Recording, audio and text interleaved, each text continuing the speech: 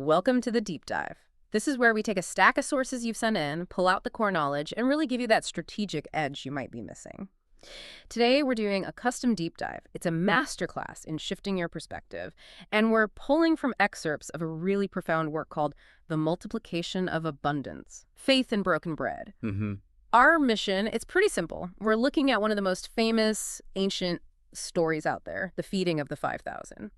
But we're going to strip away the familiarity. Right. We want to find the principles of action, of resource management, and of trust that are hidden inside it. We're not just looking at the miracle, but at the behavior that made it happen. And that's the key.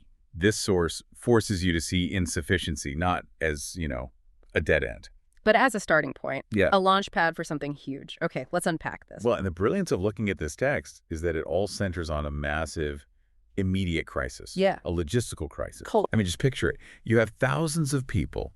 They've been following this figure who promises hope and healing, and now they are, for all intents and purposes, stranded. Out in the middle of nowhere. Exactly. In a deserted place, the sun is going down, they're exhausted, and they are overwhelmingly hungry. Oh. This isn't a spiritual problem at this point. It is a critical resource failure. Yeah. And the text argues that how the leadership team responded to that crisis, well, it gives us these astonishing insights into scarcity and the potential for provision. Okay, so let's set that scene a little more. The sources are really clear that the crowd wasn't there for, a free meal. No, not at all. They were following this figure, Jesus, for answers. Right. For relief from sickness, grief, all of it.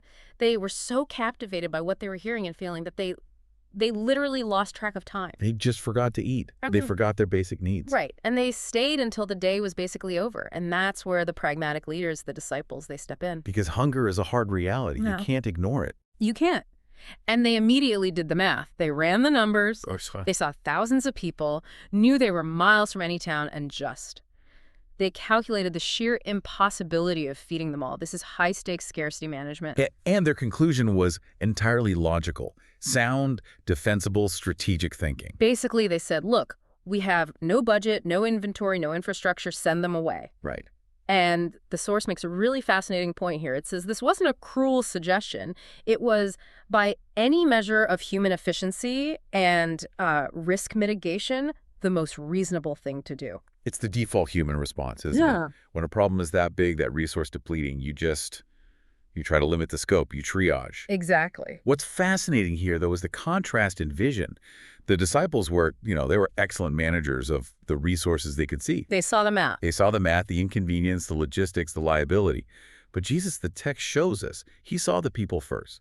He saw the fatigue, the kids clinging to their parents, the mothers who hadn't eaten. He saw the human cost. Yes. And the scripture says he was moved with compassion.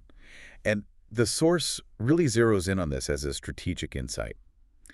Compassion, unlike cold logic, it always moves toward action. Toward a solution. Toward a solution, never toward avoidance. And that's the pivot point. Because the logical solution is to disperse everyone, get rid of the problem. But the compassionate response, it leads straight to this impossible command. Instead of agreeing with their very sensible plan, Jesus just drops this bombshell on his team. He says, you give them something to eat. And that command, it must have landed like a physical blow. It just fundamentally shifts the entire strategic burden. Oh, absolutely. Imagine it. You've just done your due diligence. You've presented a clear risk assessment. You've empirically proven the resources are not there. And your boss says, I see your constraints, but you have to solve it anyway.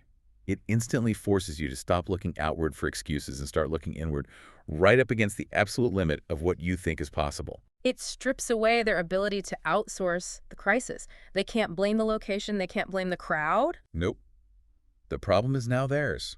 And they have, seemingly, nothing to solve it with. So after this impossible command, they go back, they search again, and they find the grand total of their entire resource pool. 5 small loaves and 2 small fish. And we really need to sit with the inadequacy of that for a moment. We do. The source describes this as a small meal, maybe for one person, or a child's lunch. Compared to 5,000 men plus women and children, we could be talking 15,000 people. It's ridiculous. It feels laughably insufficient. And that feeling, that sense of inadequacy, that is the bridge. That's what connects this ancient story to every strategic challenge you face today. We've all been there. Absolutely. We all stand in front of some massive problem, a huge project with a tiny budget, a market with overwhelming competition, and we hold up what we have knowing it's not enough. Okay, but hold on. I want to challenge that for a second. If you are standing there in front of 15,000 hungry, desperate people, Yeah. and the only thing you can find is a little kid's lunch, Yeah. isn't offering that up actually an act of ego or maybe humiliation? Why would they risk that? Wouldn't it be safer psychologically to just say they found nothing at all? And that is the precise point. That's a turning point. Because the miracle doesn't start with a sudden flash of abundance. It starts with honesty. Yes. It starts with honesty. They Yeah. brought that pathetic little resource forward because they were commanded to act, not because they believed it was enough. They admitted their inadequacy, but at the same time, they surrendered what they did have. And that's the insight for anyone listening who's managing a crisis. Exactly. The solution, the divine, whatever you want to call it. It doesn't ask you to bring resources you don't have. It asks for resource transparency. Just bring what you have.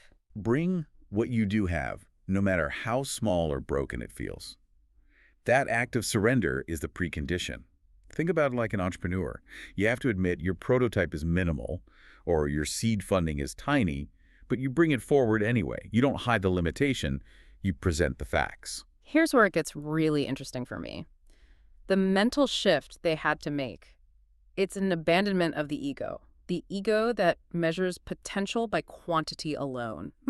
That's good. They had to shift from calculating what they could do with those 5 loaves, which was nothing, to just presenting it to the one who specializes in the impossible. They moved from, this is too small to even mention, to, this is all we have, take it. That vulnerability, that is the key that unlocks everything. Okay, so how does the transformation actually work? You're saying it's not just a magic trick. Not at all. We have to dissect the sequence of actions Jesus took. It's not a magical explosion. It's a structured, very intentional, 3-phase process. And it reveals, you could say, the physics of provision. The physics of provision. I like that. The first phase is gratitude before multiplication. Jesus takes this meager meal, he looks up to heaven, and he gives thanks before anything happens. Before the change. Before the change. He thanked God for what was already there, the insufficiency, not for the abundance he was about to create. That feels so counterintuitive. I mean, in our results-driven world, we save our gratitude for when the funding comes through or the project is done. Why thank for the insufficient resource? Because it's an act of perspective management. Yeah. It's a psychological rejection of scarcity panic. Okay. It affirms that even when you're facing lack, the source of provision is still worthy of praise. It puts the finite resource into an infinite context. It's the strategic move of saying, I'm grateful for this minimal prototype because it's my starting point, instead of, I'm angry, this is all I have. exactly. Which brings us to phase 2, and this one's uncomfortable, breaking before blessing. Right. Jesus then physically broke the bread. And the source highlights this so starkly. Bread is not multiplied while it's whole. It is multiplied while it is broken. But that sounds like exactly what everyone's afraid of, isn't it? In business, breaking usually means destruction, failure. So how do you tell the difference between destructive failure and necessary preparation? That is the central paradox. See, we protect wholeness because we equate it with safety, stability, but whole resources, they often resist being shared or transformed. Okay, give me an example. Think about product iteration in tech. The V1 prototype has to be broken down, disassembled, criticized, iterated on before the final multiplying product can emerge. So the failure of V1 isn't destruction. It's preparation for V2. In the hands of the master, what we see as loss or breaking is actually preparation for multiplication, for distribution. The breaking is a vulnerability that allows the resource to be shared. It has to pass through a stage of loss to achieve a state of lasting gain. Wow. Okay, so we have gratitude, then breaking. What's the third phase? The third phase is obedience before evidence. Or you could just call it trust. Trust. Before any food was handed out, the entire crowd, all 15,000 people, they were told to sit down. And nobody had seen the food appear yet. That's incredible organizational discipline. The leaders are telling them, you're starving, but you have to sit down right now. Precisely.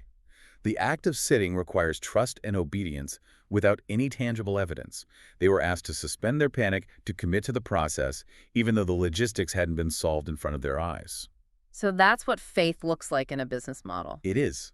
It's the organizational readiness to sit down when the market is crashing, because you believe the planned provision is coming. It's that necessary shift from active, panicky searching to obedient, disciplined waiting. So to summarize for everyone listening, you move from scarcity logic to compassionate action. Then you have submission, that resource transparency. Then gratitude, which is preemptive thanksgiving. Then preparation, the intentional breaking. And finally, trust, the disciplined waiting. Once those prerequisites were met, then the distribution began. And the source doesn't describe some sudden thunderclap of food. It describes a quiet, steady, generous distribution. Hand to hand. Basket by basket, hand to hand. The food just did not run out. So the mechanism of the miracle, the source is arguing, it wasn't a big spectacle. It was unending provision that unfolded through the disciplined actions of the team. And this leads to a key insight about the nature of provision itself.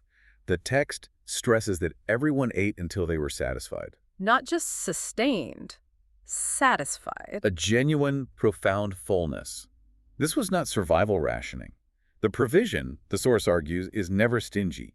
When it comes, it's more than enough to meet the need comfortably. And then comes the final detail, the proof, the leftovers. The leftovers. After 15,000 people ate their fill, the disciples collected 12 baskets full of surplus. And that detail, it just seals the entire message.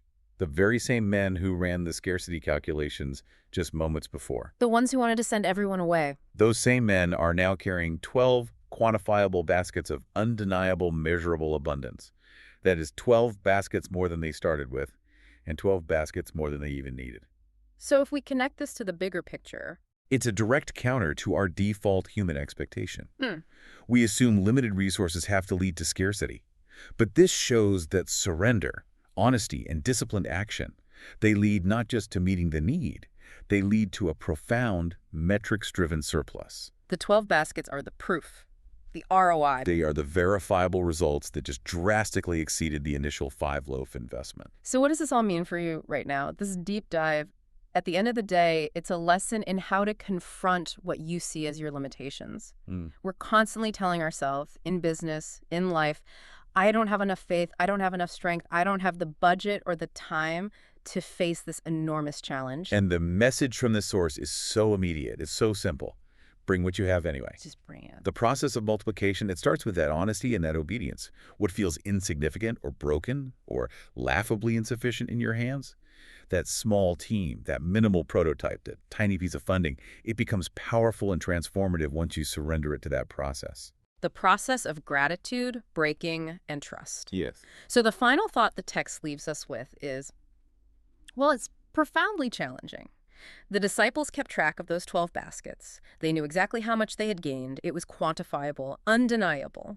So if the provision always exceeds the need when we follow this process, what small, broken, or seemingly insignificant resource are you holding back right now? What are you believing is too negligible, too embarrassing, or too insignificant to offer up for use? A powerful question. Stop calculating the insufficiency and maybe start practicing the surrender.